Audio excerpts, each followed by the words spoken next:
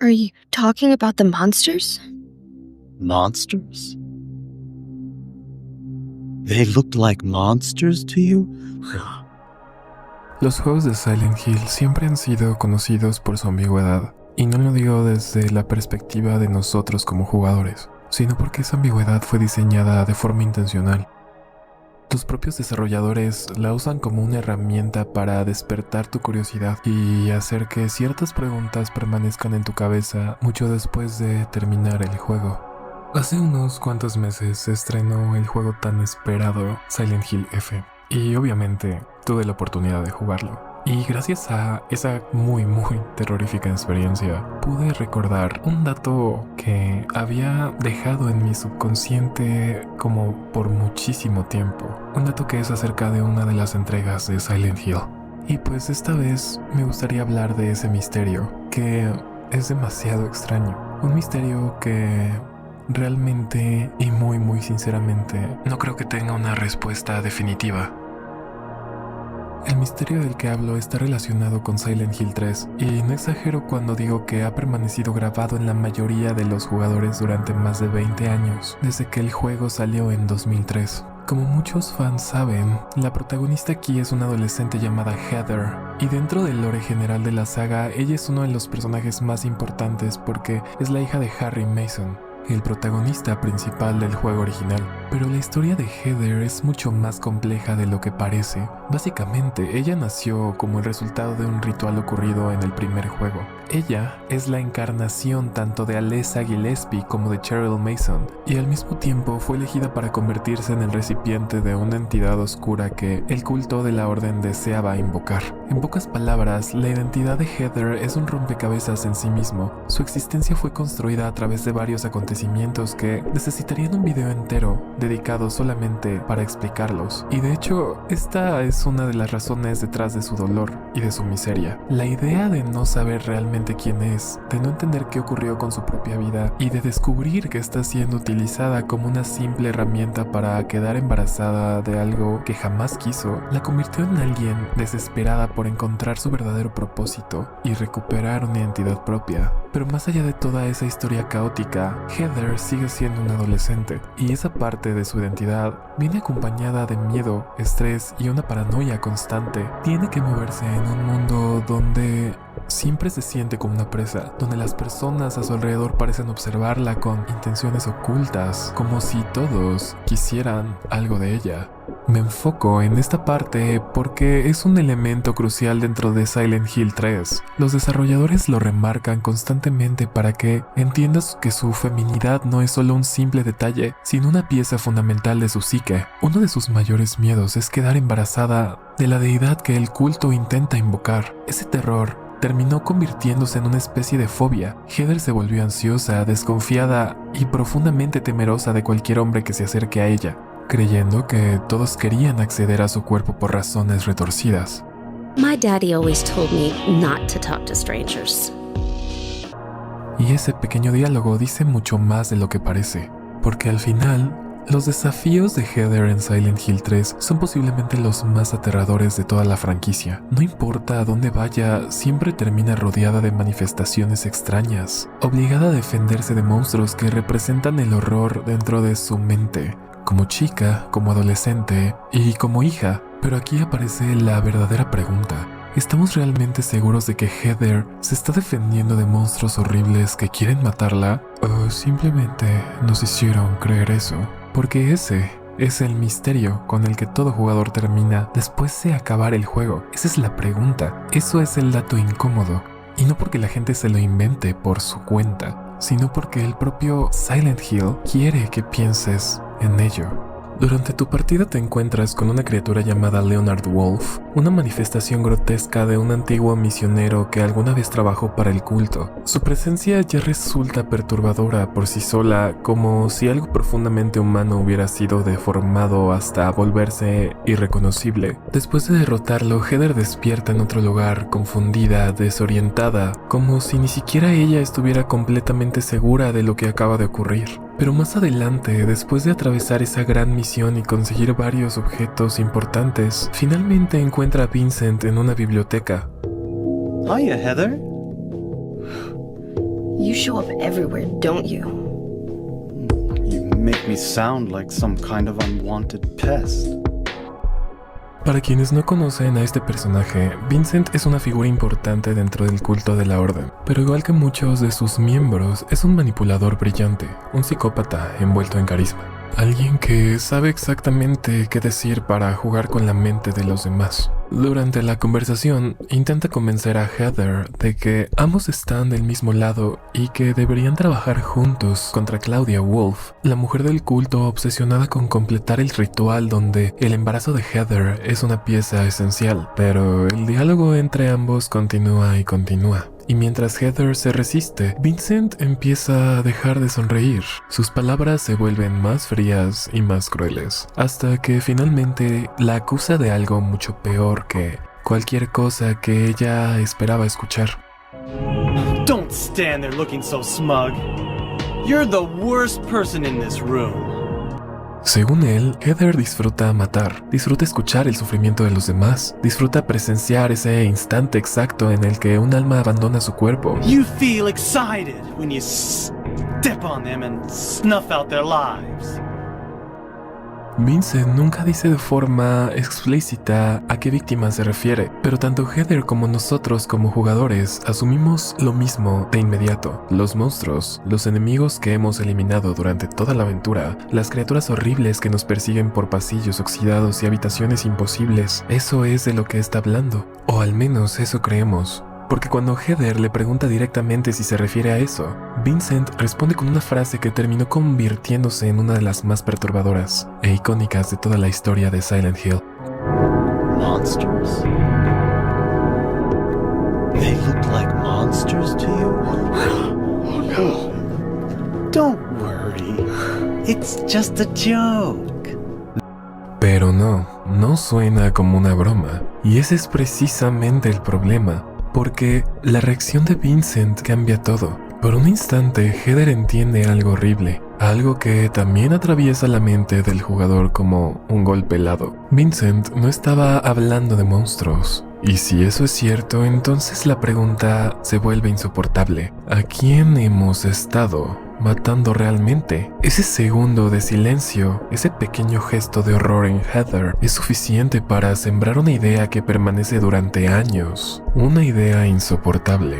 La posibilidad de que Silent Hill nunca nos haya puesto frente a monstruos, sino frente a personas. Y que todo este tiempo nosotros solo estábamos viendo algo distinto.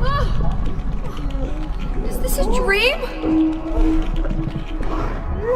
It's gotta be. Encuentro este detalle todavía más perturbador porque si observas con atención cómo funciona Silent Hill 3, descubres que existe una mecánica oculta conocida como el contador de muertes. El contador de muertes es en apariencia una simple estadística secreta que registra la cantidad de monstruos que Heather elimina durante toda la partida. Pero el verdadero detalle importante es otro. Esa mecánica funciona literalmente como un sistema de moralidad para Heather. El juego está juzgando su violencia, incluso cuando tú no lo notas. De hecho, este contador es uno de los factores más importantes para decidir qué final obtienes, porque si matas a más monstruos y actúas de forma más agresiva, Heather recibe el final más aterrador. Por ejemplo, si eliminas más de 200 monstruos, obtienes el final poseído, donde Heather termina consumida por la oscuridad y sucumbe por completo a su trauma. Pero si derrotas a menos de 100 enemigos, ella alcanza el final normal, donde logra superar sus miedos y continuar con su vida. Just a joke. You've got terrible I'm taste. sorry. Y aquí aparece la verdadera pregunta perturbadora.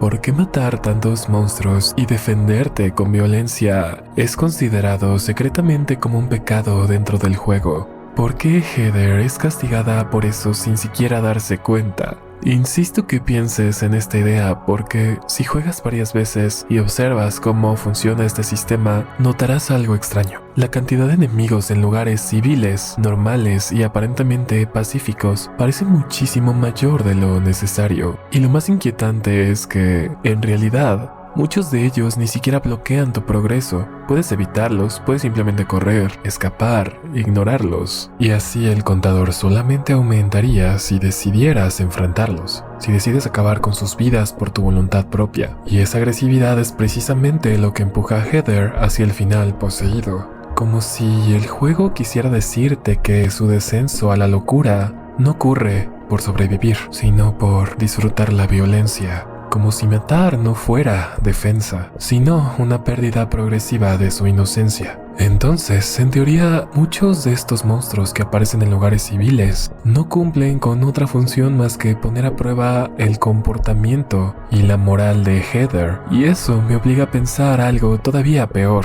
Tal vez no sean monstruos, o no en su sentido literal. Tal vez Silent Hill no está midiendo cuántos enemigos derrotas, sino cuántas vidas de inocentes decides tomar. Y por cierto, el Book of Lost Memories ofrece más información sobre este detalle y confirma específicamente que la cantidad de criaturas que derrotas tiene un papel importante para decidir el destino de Heather y el final que obtiene. Y este libro es una guía física publicada en Japón en 2003, creada por los propios desarrolladores para expandir el trasfondo de los personajes y revelar secretos que nunca se explican de forma directa dentro del juego. Y cuando incluso el propio material oficial insiste en relacionar la violencia de Heather con su final, resulta difícil ignorar la posibilidad de que Vincent nunca estuvo bromeando. Y tal vez nosotros sí vimos monstruos, pero eso no significa que realmente lo fueran.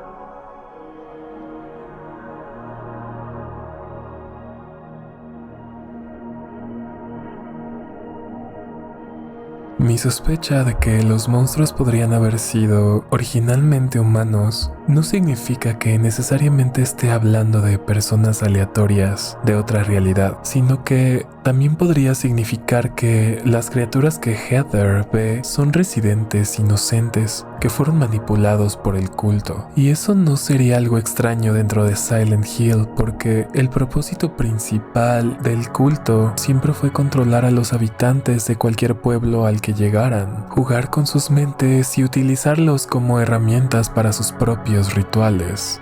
Por todo lo que sabemos del juego original, frecuentemente utilizaban una planta misteriosa conocida como White Claudia para lograr ese objetivo, famosa por sus poderosos efectos psicológicos sobre el cerebro. El uso y la venta de esta planta fueron prohibidos por el gobierno para evitar ese problema legal. El culto colaboró con varios doctores para convertir esa planta en una droga medicinal y como resultado lograron volverla atractiva para la gente, promocionándola como algo capaz de curar el estrés mental y hacerlos ser más felices. Y esos efectos positivos son reales, al menos por un tiempo, pero ahí está el verdadero problema. La droga es increíblemente adictiva y lleva a quienes la consumen a perder la cordura y caer en una profunda desesperación cuando ya no pueden conseguirla. Además de eso, White Claudia provoca alucinaciones extremadamente poderosas en cualquiera que la consume, y ese detalle fue perfecto para que el culto pudiera manipular a la gente común, convenciéndolos de creer en sus enseñanzas, en sus visiones y en sus rituales. The one who will lead us to paradise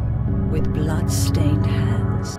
Así que cuando coloco las palabras de Vincent dentro de este contexto, creo que existe una posibilidad muy real de que estuviera hablando de miembros del culto que perseguían a Heather e intentaban capturarla, pero que terminaron muriendo a manos de ella. Y no debemos olvidar algo importante. El monstruo Wolf que mencioné al principio también fue una persona normal en algún momento, y para ser más precisos, él era el padre de Claudia Wolf, quien fue extremadamente abusivo con ella, y sus creencias eran tan extremas que incluso fue expulsado del propio culto debido a su locura y maltrato que ejercía. Pero más allá de su historia personal, el punto importante es este: él era una persona real y vivió en el mundo real, y también atormentaba a Heather durante el juego a través de varias llamadas telefónicas. Wait, just listen to me for a second. I've heard enough from you already. How did you turn out this way? Where did I go wrong? Listen to me already. I'm not Claudia. Entonces, si Heather puede verlo como un monstruo y matarlo, ¿por qué no podríamos asumir que las otras criaturas también tienen una historia real, una identidad verdadera y un lugar dentro del mundo? Y si alguna vez fueron personas inocentes, personas que tenían familias, una vida normal, un futuro, las cuales terminaron siendo explotadas por un culto enfermo, usadas contra su voluntad y convertidas en algo irreconocible. Eso me lleva otra vez a la personalidad de Heather y a sus diálogos dentro del juego, especialmente cuando interactúa con Wolf. Porque cuando habla con él, ella realmente intenta creer que todavía sigue siendo él una persona normal, a pesar de sus trucos retorcidos y su comportamiento perturbador. E incluso en su último encuentro, cuando él gritaba como un loco maníaco, Heather todavía responde de una manera sorprendentemente inocente, intentando calmarlo. I didn't deceive you. We were both just wrong about each other. I thought you were a normal person. Finalmente, cuando ella ve su forma monstruosa, pasa por un breve momento de shock, pero después se tranquiliza a sí misma, casi que de inmediato, diciéndose que él no es una persona. Is every person here a mental case? Well, I guess you're not a person anyway. A simple vista, esa frase parece dirigida hacia él, pero en el fondo se siente como si realmente se la estuviera diciendo a sí misma, como si necesitara convencerse de que matarlo no está mal, porque no es humano. Veo a Wolf como una pista crucial dentro de todo este misterio, porque la verdadera naturaleza de ese monstruo sigue siendo un motivo de especulación, incluso hasta el día de hoy. Nunca queda completamente claro si él realmente se transforma físicamente en una bestia a través de rituales y de la influencia de Silent Hill, o si esa forma monstruosa existe dentro de la percepción de Heather. Incluso después de revisar el Book of Lost Memories y todas las guías disponibles, ese detalle sigue siendo deliberadamente ambiguo, y esa ambigüedad no parece ser accidental, sino todo lo contrario. Da la sensación de que el juego quiere que dudes, que nunca tengas una respuesta definitiva, pero precisamente por eso todo me empuja lentamente a pensar algo mucho más inquietante. Y es que esa apariencia monstruosa podría ser algo que solamente Heather es capaz de ver. Sin embargo, si observamos otro juego de la franquicia como Silent Hill F, el cual justamente mencioné al principio de este video, encontraremos una pista escalofriante que podría ayudarnos a entender mejor lo que sucede en Silent Hill 3. Al igual que Heather, la protagonista aquí también es una adolescente que vive con un miedo profundo y una ansiedad constante con respecto a su lugar en el mundo, su vulnerabilidad como chica y su relación con las personas que la rodean. Ella tiene un problema real con el acoso escolar y en casa vive miserablemente porque sus padres son abusivos y quieren moldear toda su vida según sus propios deseos. Esta vez el escenario es en un pequeño pueblo tradicional de Japón, pero como ya es costumbre en Silent Hill, la chica termina atrapada en una versión de pesadilla de ese mismo lugar, donde nada parece tener sentido.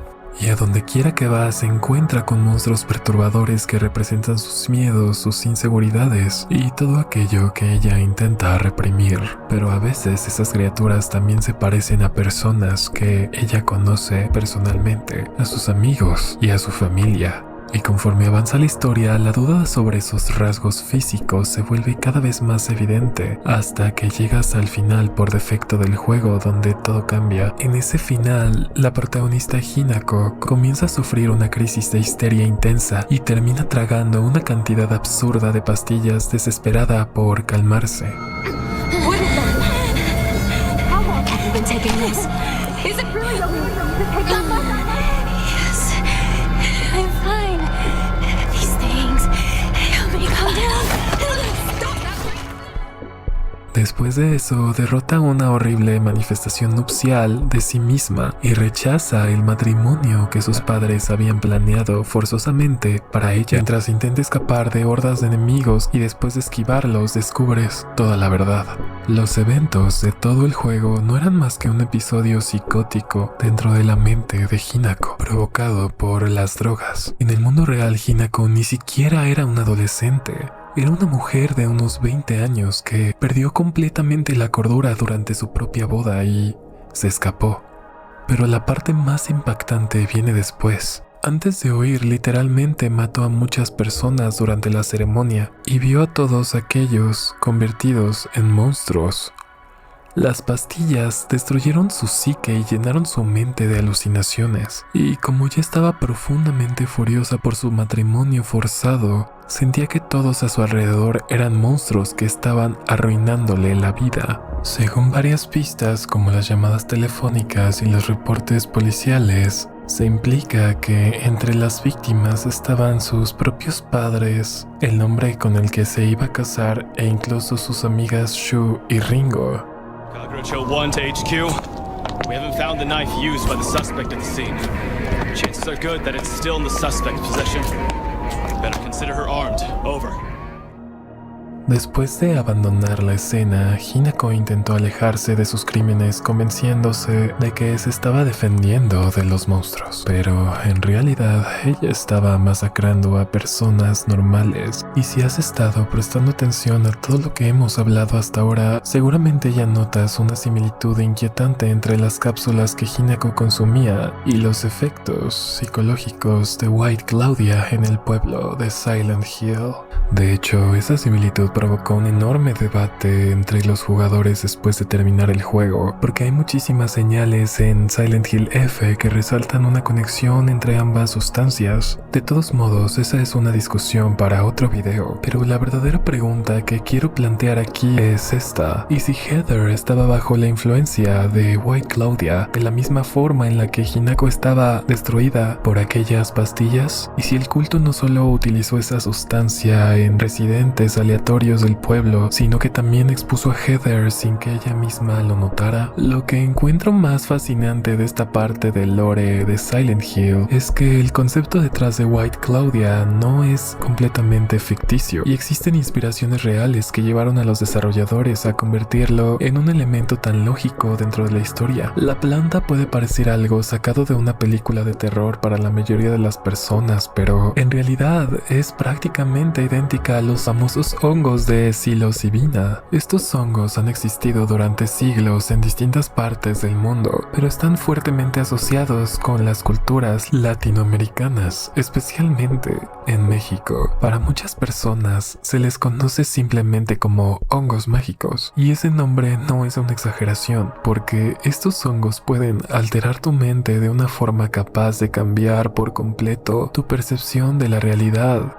Los médicos explican que el hongo funciona básicamente como una fábrica natural de una sustancia química llamada psilocibina, el cual es un compuesto profundamente psicoactivo. Una vez que este elemento entra en tu cuerpo, se transforma en algo llamado psilocina y entonces impacta directamente la parte del cerebro responsable del pensamiento, la percepción y las emociones. Eso termina provocando alucinaciones intensas, percepciones extrañas del tiempo y el espacio, y emociones completamente erráticas. Es tan poderoso que los expertos han dejado claro que no pueden predecir exactamente qué puede sucederte si consumes grandes cantidades. Según sus análisis, puede literalmente hacer que seas una persona incapaz de distinguir entre lo que es real y lo que no lo es. Puede hacerte sentir un miedo extremo a morir y puede hacerte sentir que no tienes identidad, y podría hacerte desconocer incluso a la persona más cercana a ti. En pocas palabras, estos hongos son la White Claudia de la vida real en casi todos los sentidos, no solo por sus efectos, sino también por la forma en la que eran utilizados. Como saben, comprender plantas complejas como esta requieren estudios avanzados y conocimiento específico que solo estuvieron disponibles en la era moderna. Así que durante muchos años en la historia, pueblos originarios de México como los aztecas y los mazatecos trataban estos hongos como si vinieran de otro mundo, y como resultado eran usados intensamente en rituales y ceremonias tradicionales para ayudarlos a comunicarse con espíritus y encontrar visiones. Los hongos también se utilizaban con fines creativos porque en la antigüedad los habitantes comenzaron a notar que consumirlos podría ayudar con problemas mentales como el duelo, el miedo y la confusión. Y no estaban equivocados, porque los hongos realmente tienen un efecto sobre todas esas emociones y a veces incluso ayudan con la depresión y hacen que te sientas más feliz. Pero ahí está la trampa, porque esos efectos positivos funcionan como un engaño. Puedes sentir alivio en ciertas etapas debido a una alteración química en tu cerebro, pero si el consumo afecta cada vez más, corres el riesgo de atravesar episodios psicóticos y perder por completo la cordura. Y si crees que esto suena exagerado, basta con recordar que estos hongos no son legales en la mayor parte del mundo y venderlos puede llevarte directamente a la cárcel. Incluso en México están explícitamente prohibidos y pueden implicar condenas severas. Y la única excepción legal puede ser para ciertas comunidades indígenas que pueden conservar cantidades específicas para sus ceremonias tradicionales. Y esto vuelve todavía más inquietante la inspiración detrás de White Claudia, porque deja de sentirse como una simple invención de terror y empieza a parecer algo mucho más cercano, más real y más posible. Una sustancia capaz de destruir tu percepción, de alterar tus recuerdos y de convertir a las personas que amas en monstruos frente a tus propios ojos. Y si eso fue exactamente lo que le ocurrió a Heather, entonces quizá nunca estuvo luchando con criaturas sobrenaturales. Tal vez solo estaba atrapada dentro de una percepción rota, una mente asustada, una realidad deformada por el miedo y el trauma, y una droga capaz de convertir la culpa en pesadillas.